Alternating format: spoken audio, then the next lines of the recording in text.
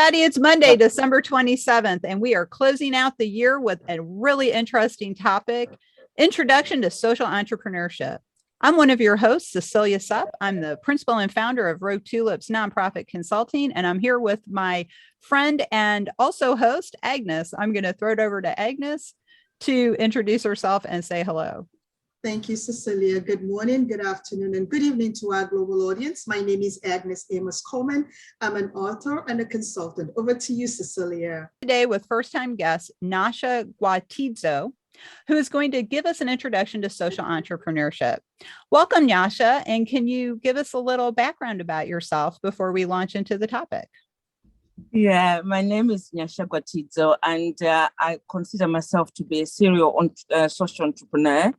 And I've been doing this in UK for the last 35 years on different topics, but my main topic and interest is children's welfare. And I also now spend most of my time mentoring other social entrepreneurs because I felt that my journey was quite lonely. And the idea or the identity of actually being a social entrepreneur is quite a new identity. And I knew I was an entrepreneur, but I wasn't a mainstream entrepreneur. But there was such confusion about it. And so I thought because of this confusion, I really would like to start to introduce the topic, in that a lot of people always ask me, what is social entrepreneurship? Why is it different from mainstream business? And there's so many definitions to this topic. And my own definition is social entrepreneur is a business which is centers around solving a social problem. And it could be an environmental problem. And so you run a business which is main emphasis is nothing to do with the shareholders and the profits, is to try and solve a social problem. And I started my social entrepreneurship 35 years ago, and I opened a children's home for children who were really emotionally and behaviorally damaged in the care system. And there was really a shortage at that time of therapeutic children's home, where it was only small, 6 children, and living in a therapeutic way, their daily living experience. And it was just a real big problem. At that time, UK was looking after its children in groups of 200 children. And I said, this is not a way of looking after emotionally damaged children. They needed much more intimate. And I was the first such person to open such a person in UK from an independent person rather than from a local authority government doing it or a charity doing it. Wow. So that was, I identified a problem, and that was finding a therapeutic home for children with really difficult behaviors to live in a small setting. And it was a social problem because without therapy, these children will end up in mental institution, in prison. So that was my my first social entrepreneurship. And then later on, I moved on to, there's a huge shortage, I think this is a global problem, about finding foster homes for children in the care system. So I opened, I set up an agency to find families for children, because it still is today, a huge, in UK, we need about 80,000 foster families. And there's not enough families who come forward because of the children who are coming in the care system. So again, it's a problem in the society. And I came up with my business, tries and solve that problem. I mentor loads of other social entrepreneurs. One of them is about recycling food. So they run a supermarket of the food. There's such a huge wastage of food from the supermarkets. They've gone by date, or they're bruised a little bit and whatever, and it ends in the bin when there's people who are starving. So they opened up a supermarket. It's called Supermarket for Good, and I mentor them. They're trying to solve this issue of wastage, I also mentor another agents which recycles office furniture. Office banks, they're always throwing away their furniture a year later, their computers, and they employ people with learning difficulties, and they recycle this furniture, desks, computers, and sell them. And they're running a £22 million a year business, but Wow. they're solving the social problem of not non-recycling and throwing away things onto the heaps. So there is so many different experience or examples of what is social entrepreneur, what is a social enterprise, and I feel really that I'm on a mission to educate people, to educate funders and financial institutions, because I really struggled to grow my business because they didn't understand it. Yes. They said, oh, you're not a charity, you're not a business, so what are you? This is and also this is remarkable. They quickly want to put you down as a charity. I said, I'm not a charity. And I keep having to correct people.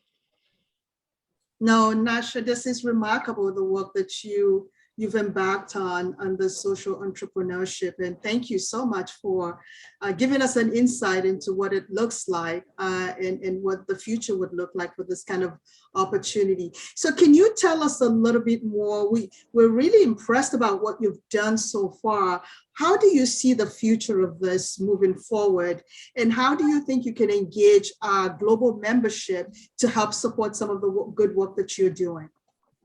Oh, I definitely am on a mission to. I really do think that business is no longer about profit anymore. I think social entrepreneurship is going to become mainstream. We're going to all be looking at.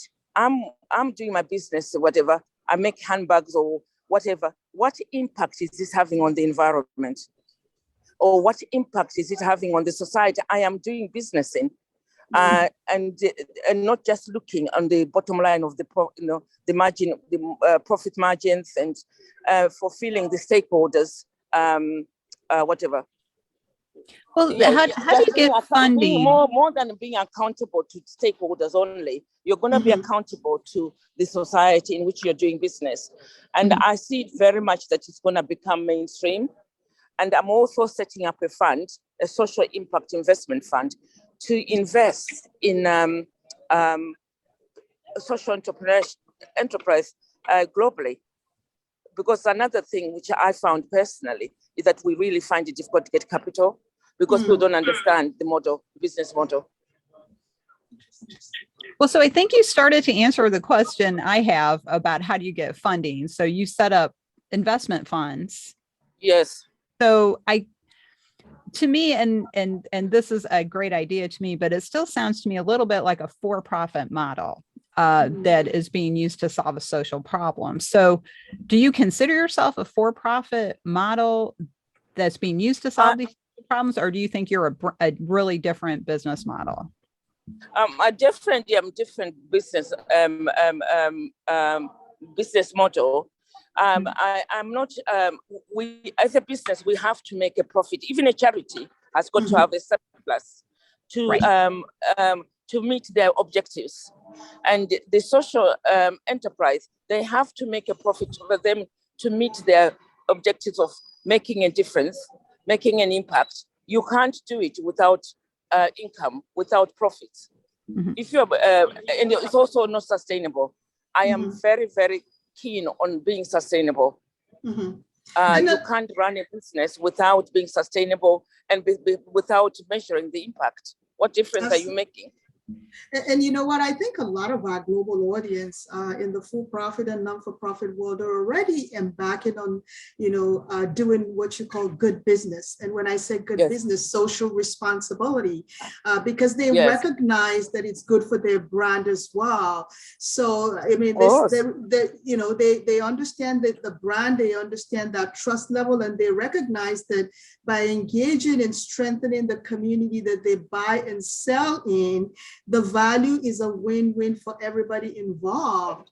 That's right. So I do agree with you, Nyasha, that there needs to be an awareness. The awareness is there, but we just need to continue to increase that awareness so that other business can follow suit and recognize the value proposition that's involved here. Yes, and I do think that it really needs to be stemmed from the business objectives. It shouldn't just be an add-on.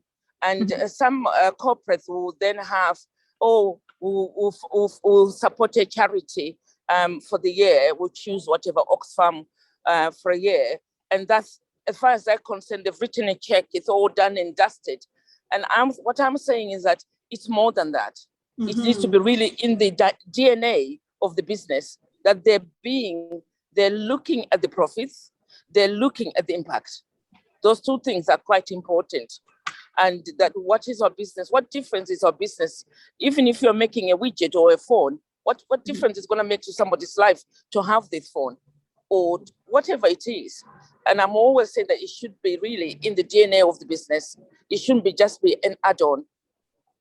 I totally agree. And maybe one of the areas that, social businesses entrepreneurship can consider is actually engage in this business to have them sit at the table during the strategic planning process, so that there is a recognition on how do we work together to solve this, community and social issues, and having them have a skin in the game, because I think that that's where we're going to change hearts and minds, and as well as the business as well. What do you think, Cecilia? Because I really think that there might be an opportunity here in the strategic planning phase.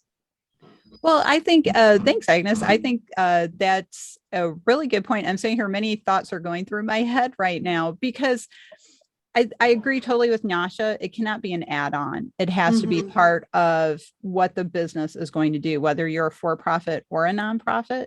Definitely, we've all heard that phrase, no margin, no mission. So we all, no matter if you're a nonprofit or a for-profit or whatever kind of business you like to describe, you do have to think about the fact that you need the resources to make things happen. So one of the things that we like to do at Rogue Tulips and through our sister company, the 501c League, is try to help our profession be better by offering high quality, affordable services, and also high quality, affordable education, because that's making the world a better place by helping support improvement in the nonprofit profession.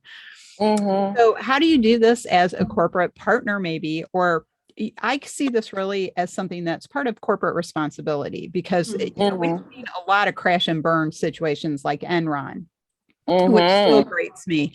Who benefited from Enron other than the people who walked off with all the money when the company nobody benefited from Enron except those people. So I think that as we're moving forward into this new century, we need to start breaking these shackles of the way we did things in the feudal era. I see this more and more often. And I think that somebody like yourself, Nyasha, has a lot to teach us, not just with information, but by example, because you've already done this at least 3 times. So now we're at near the end of our episode already, believe it or not. And we want to thank you for calling in from the train station. As you're on the move across the country, helping solve problems. Sorry, my phone was, my trains were delayed, but that's just normal, but I wasn't planning. Thank you very much for your time. And I really like to continue this discussion in the new year. Yes, definitely, because this is definitely something we both, Agnes and I, support, agree with, and we both would like to learn more about it. Absolutely. Nyasha, if people wanted to get in touch with you, what's the best way to get in touch with you? Do you have a website or an email? I have a website, nyashagwatidzo.com. I am on LinkedIn. People can connect me on LinkedIn. Nyasha Gwatidzo, I'm there. And I have got an email, nyasha@nyashagwatidzo.com. There's so many ways people can connect with me. Great. So all we have to do is look for your name, Nyasha Gwatidzo. She's self-branded like we are. So that's great. So we want to thank you for getting us this introduction to social entrepreneurship. We are really excited about having you back in 2022 to continue this conversation. But unfortunately, we have to go rogue for now. If you want to learn more about Rogue Tulips, check us out at roguetulips.com. And learn more about our CAE offerings at the 501c League at the 501cleague.net. And don't forget to subscribe to Chatting with Agnes and Cecilia Nonprofit Conversations. It's the last week of December, so why not make subscribing to the show your New Year's resolution for 2022? You don't want to miss another episode, especially if Nyasha is on. So thanks, everyone. On behalf of all of us, we will see you in the new year. Thank you. Bye-bye. Bye. No greetings. Bye-bye.